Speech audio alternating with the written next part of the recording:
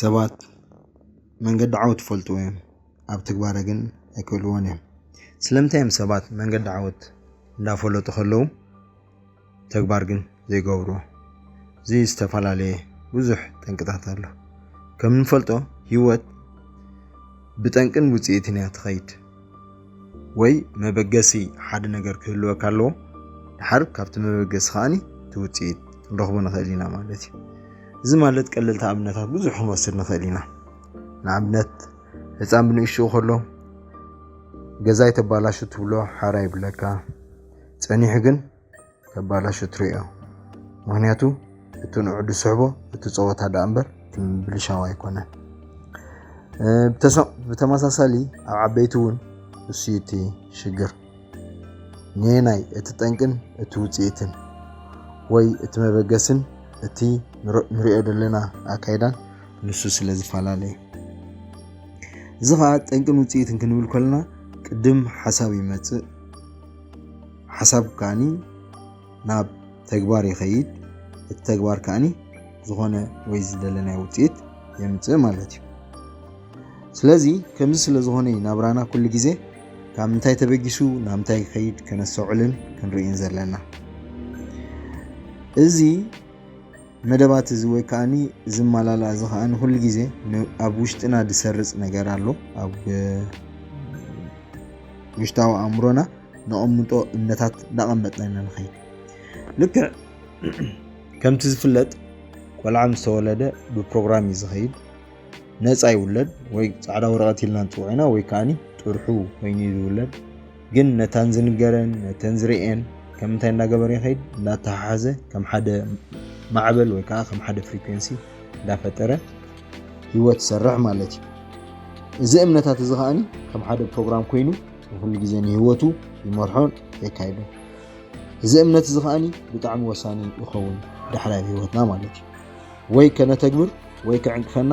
ኣብዚ ውሽጣዊ እምነት ወይ ከዓ እዚ ኢጎዚ ኢልና ንፅውዖ ማለት እዩ። ስለዚ መሰረት ናና ሓሳብ ክኸውን ከሎ ትውጽኢት ከዓኒ ናቱ ጽልዋ ይመጽእ ክንብል ከለና ኣብዚ ኢጎን ይሰርሕ ማለት እዩ። ሓደ ነገር ክርዳእና ዘለዎ ኣብቲ ውሽጣዊ እምነትና ናህና ኣብ መንጎ ትግባርን ኣብ መንጎ ክውንነትን ወላ ሓደ መፍለይ ወይ ከዓኒ ፍልሊ ፈጺሙ ኣይረኣዩን። ስለዚ ንሕናይና ነቲ ውሽጣዊ እምነትና ነቲ ናህና ኢጎ ከመይ ጌርና ክንቅይሮን ከመይ ጌርና ፕሮግራም ክንገብሮ ኣለና ንሕናይና ወሰንቲ ማለት እዩ። ስለዝኾነ ነቲ ውሽጣዊ እምነትና ነቲ ዘዕበየና ከም ብሓድሽ ሪፕሮግራም ተደጌርናዮ ወይ ከም ብሓድሽ ክንመልኦ ከነስተኻኽሎ ከነዕርዮ እንተዳ ዘይክኢልና እቲ ንደልዮ ለውጢ ሓሳብ ደኣምር ተግባር ኮይኑ ክመጽእ ኣይክእልን። ከም ዝፍለጥ ደቂ ሰባት እንታይና ንደሊ ውጽኢት ብውጽኢት ክንቅይሮ ኢና ንፍትን። ውጽኢት ብውጽኢት ግን ፈጺሙ ክቕየር ኣይክእልን። ኦልሬዲ ወይ ከዓኒ ድሮ ውጽኢት ኮይኑ ነቲ ውጽኢት ክትቅይሮ ትኽእል ኢኻ። ናበይ ዳኢና ክንከይድ ዘለና?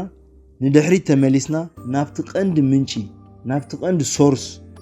ዝኾነ ጠንቂ ናብኡ ከይድና ኢና ክንቅይሮ ዘለና። እቲ ቀንዲ ጠንቂ ክንቅይሮ ዘለና ከዓ ቦትኡ ኣበይ እንድሕሪና ኣብቲ ውሽጣዊ እምነት ናህና። እቲ ውሽጣዊ እምነት ናህና እንታይ ብምግባር ኢና ከነዕርዮ እንተደኣ ፈሊጥና ውጽኢትና ብመጠኑ ይቕየር ማለት እዩ። ንኣብነት ኣነ ስፖርት ክሰርሕ ደልየ ኢልና ንሓስብ ንኽእል ኢና። ብሓሳብ ክንውድኦ ንኽእል ኢና። በቃ ካብ ፅባሕ ካብ ድሕሪ ፅባሕ ካብ ፅባሕ ንጎ ክጅምሮ ይኽእል እየ ትብል። ሓደ መዓልቲ ትኸይድ ካብ ቀጻሊ ግን ኣይትኸይድን ኢኻ።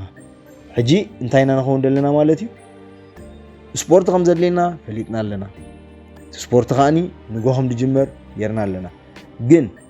ውጽኢት ኢና ደኣ ፈሊጥና ደለና እምበር እቲ ቀንዲ ክቕየር ዘለዎ ቦታ ብልክዕ ኣይረኸብናየን ወይ ከዓ ኣይፈለጥናየን ዘለና። ስለዚ እቲ ውጽኢት ናህና ንብሎ ደለና እቲ ስፖርት ምስራሕ እዩ ወይ ትግባረ ናይቲ ስፖርት ምኻድ እዩ። ግን እሱ ይኮነን ትቕየር ዘለዎ። እቲ ቅየር ዘለዎ እቲ ውሽጣዊ እሱ ከዓ ምዃንን ምትግባርን በበይኖም ምዃኑ ክንፈልጥ ክንክእል ኣለና። ምዃን ወይ ከዓኒ ስእላዊ ኣእምሮ ኢማጂኔሽን ተባሂሉ ዝፅዋዕ ማለት እዩ። እቲ ቅድሚ ምትግባርካ ቅድሚ ናብ ዕዮ ምውራድካ ኮፍ ኢልካ ኣብ ኣእምሮኻ ኣብቲ ናትካ ሕቡእ ዓቕሚ ውሽጣዊ ኣእምሮኻ ትሰርሖ ስራሕ ማለት እዩ ስለዚ ናብ ባይታ ኸይድካ ምትግባር ደይኮነ ብሓሳብ ኮይነ ወይ ከዓ ከመይ ምዃን ኢልካ ስእላዊ መግለጺ ሙሉእ ትቦለካ ንኣእምሮኻ ማለት እዩ ንኣእምሮኻ ሙሉእ ስእላዊ ኣእምሮ ምዃን ኢልካ እንተዳ ኣረዲእኻዮ ንኸተግብሮ ዝቐለለን ዝፎኸሰን ይኾነሉ እቲ ዝኸበደ ዝገብሮ ኣብዚ ምዃን ምስራሕ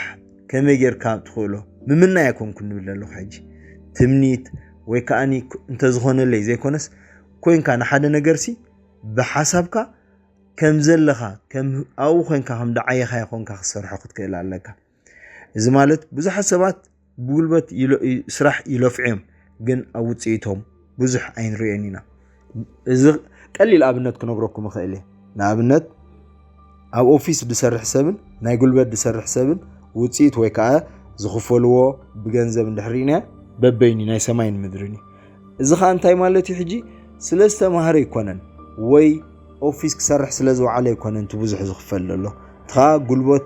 ስለ ደበለ ይኮነን እቲ ክንዓዮ ከነተግብሮ ዘለና ኣብቲ ስእላዊ ኣእምሮ ንሰርሖ ኣቐዲምና ንፍጽሞ ተግባሪ ድውስነና እዚ ብምዕራይ እዚ ብምቕያር ከዓኒ ኩሉ ንደልዮ ከነዕርዮን ከነተግብሮን ወላ ሓደ ፀገም የብልናን ስለ ዝኾነ ሕጂ እቲ ክንሰርሖ ዘለና ስለዚ እቲ ንዓዮ ንሰርሖ ኣብቲ መበገሲ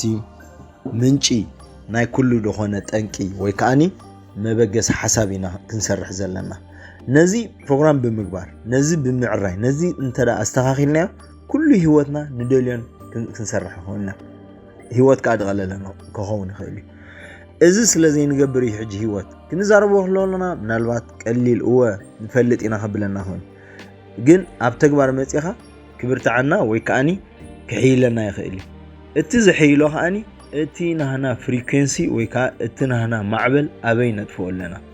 ሓደ ነገር ክንፈልጦ ዘለና ኣብዚ ኩሉ ነገራት ኣብ ዓለም ዘሎ ኢነርጂ ወይ ከዓኒ ሓይሊ ኢልና ንፅውዖ እዚ ሓይሊ እዚ ከመይ ገይሩ ይሰርጽ ናባና ከመይ ገይሩ ኣብ ውሽጥና ይዓይ እንተዳ ተረዲእና ኩሉ ከነተግብሮ ፀገም የብሉን ማለት እዩ ስለዚ ሓደ ካብኡ ማዕበል ናይ ሓሳብ ማለት ሓሳብ ሓይሊ እዩ እዚ ሓሳብ እዚ ከዓኒ ከም ማዕበል ኮይኑ ካባና ናብ ካሊእ ይኸይድ ካባና ናብ ነተግብሮ ነገር ይኸይድ ካባና ናብቲ ንደልዮ ዘለና ዓላማ ክኸይድ ይኽእል ግን እዚ ማዕበል እዚ ክኸይድ እንድሕር ኮይኑ ብግቡእ ሃኒፅና ክንፈጥሮ ክንክእል ኣለና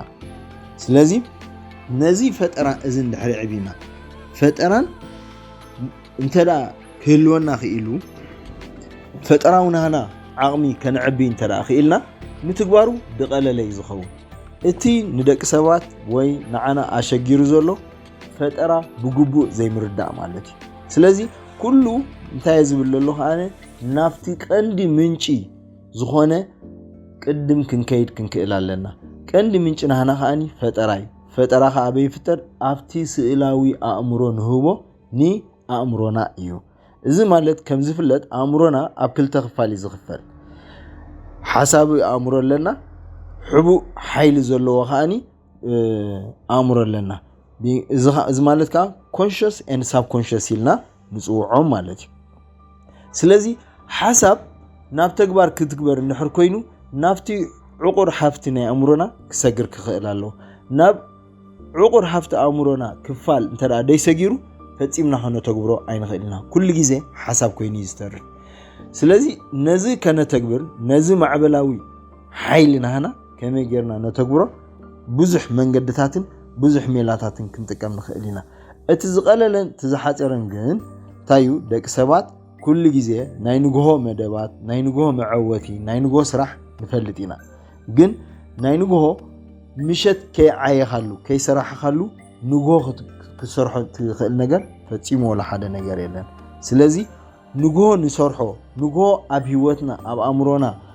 እነተግብሮ ተግባር ንምሉእ መዓልቲ ሓይሊ ድህበና ነገር እዩ ምሸት ንምግቦና ኣእምሮና ከዓኒ ንንግሆ ክንትስእ ከለና እንፈጥሮ ሓይሊ ይኸውን ማለት እዩ ስለዚ ደቂ ሰባት ክንድቅስ ከለና ኩሉ ግዜ ቅድሚ ምድቃስና ፍርቂ ሰዓት ካብ ኩሉ ነገራት ርሒቕና ምስ ነፍስና ጥራሕ ክንዛረብ እንድሕር ጀሚርና ነቲ ውሽጣዊ ኣእምሮና كنستخاخلن كنعرين نخيلنا إذا معراي مالت كاني نتي سلاو أمرو نفطرو أب أمرنا كنعبين كنسسنا نخيلنا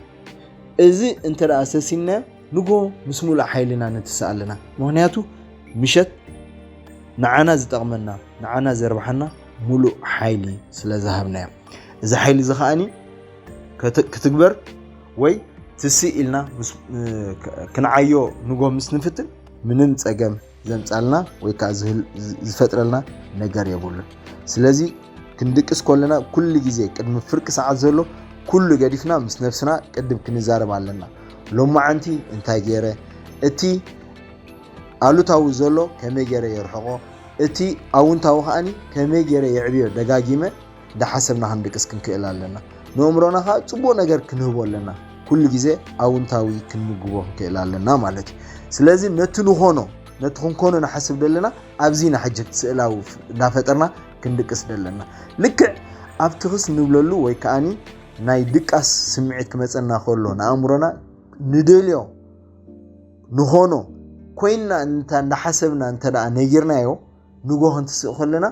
ሙሉእ ሓይሊ ወይ ከዓ ሙሉእ ማዕበላዊ ሓይሊ ብምፍጣር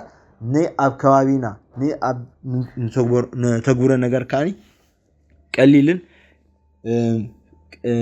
ከም ንደልዮ መንገድን ኮይኑ ከዓየናን ከስርሐናን ይኽእል ማለት እዩ እዚ ብምትግባር مشت كمزي بمسرح نتي وشتاوي امنتنا نتي ايغو نبلو دلنا اقاير اتحساسبو ملو خنقيرو نخيلنا ازي بمقيارنا كل غيزه ندلي خنكون نخيل سلازي كاب حسب ناب تغبار كنمص انت دا ندلي كوينا نتي وشتاوي امنتنا بنيشنا خولنا زاتوه بداي فقدنا نحنا بخبابينا بسدرانا ببيت تمرتنا كساب دق 8 عامت كوينو زتملئ بروجرام نزينا حج خنقيرو زلنا اذا خا كمزي اقدم زولكم كم ايغو كوينو نعنا يسرحنا امنتي وشتاو امنتي بتي امنتتي سلاز خيدلو مقياري ابينا نزي كمزي دولكم مشت كندقس كلنا اب امرونا نسرحو اب تفطرانا هنا افتي حسبنا هنا مسرت لا غيرنا ندحركينا لك لا تغيرن نعم ببيني خيد مالتي اذا جن اب حدا ليتي ወይ ካኒ ኣብ ሓደ ሰሙን ይፍጸም ወይ ይኸውን ኣይኮነን ማለት እዩ ምክንያቱ ነዊሕ ዓመታት ኣብ ውሽጥና ዘሎ ከም በሐድሽ ሪፕሮግራም ክንገብሮ ግዜ ከም ድወስድ ክንፈልጥ ክንክእል ኣለና እዚ ልክዕ ከመይ ክንርድእ ኣለና ሓንቲ ጓልን ሰይቲ ክትጠንስ ኮላ ልክ ኣብታ ለይቲ ጥንሳ ኣይርአ ኣይፍለጥን እዚ ስእላዊ ኣምሮሃ ልክዕ ከምዚ ማለት እዩ ድሕሪ 9 ወርሒ ግን ይርአ እቲ ንእሽተይ ማዕበል ዝነበረ سب تغيرو دحر 9 ورح خاي ولد مالتي نانا وصيت كاني غيزه وسيدو عمبيون بلوص كوينن كا يمص مالتي كمزي بمغبار هيوتنا نقيه نزن هنقير كاني اتي وشتاو نهنا ازي انتاي نبلو مالتي بارادايم شيفت نهنا وي كا وشتاو امنتنا وي ايغو نهنا وي كاني كمزي انصار نفسنا زخيد او وشتنا الو نعو بمقيار نزي بمقيار كاني ناب زدلنايان بسفحن زعابين كنكيد نخيلنا اذا بملوات اب عالم زولو كل نجر شجر بزي ولا حدا صقم كنقيرون كنفتحون كنعوتلن نخيلنا نزي انترا زي قيرنا نزي انترا زي تكبيرنا جن زخونه نجر بسرحنا فصيمو كخون وي كاني كغير ايكل كل غيزه حساب كوين راح يسترف نعنا هاني ادكام وي كا ديكال نجر كوين يسمعنا اتي انرجينا امتاي نطفو لنا اب وصيت راح نقير سلنا حسب لنا وصيت كنمل كلنا كله اب كبابينا دولو نايا تحساسوانا وصيت ابت نريد لنا ابت زيچبت زولو كنقير محساب كاني كل غيزه جيغاي اتقند كنقيرو زلنا افتي وشطاوي اتحساسوانا وي مسرتنا هناي سوهاني كمزد بلنا ابتي وشطاو امنتنا نغبره تغبار يخون مالتي يعني